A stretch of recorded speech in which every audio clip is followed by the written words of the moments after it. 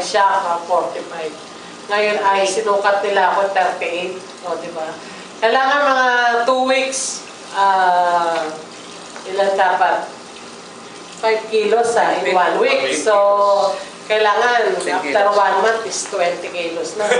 Ibabalik ko yung dati kong timbang nung dalaga ako, 115 pounds. Yes. Kalahati talaga yung kailangan kong ano. Pero, hindi ako nagda-diet. Talagang kain pa rin. Yun nga yung kinagulan ko eh. Siko pa, okay 3 times a day ka na kain, 3 times a day ka rin magsisihan. With all the chocolate in your... Oh, may chocolate pa yun. Bar, chocolate. Even with the chocolate? Chocolate in the pillow. Ay, din. Oh, hindi naman.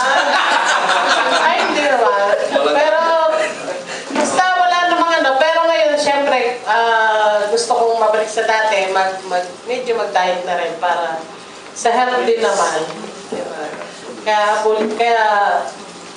abulan tayong lahat.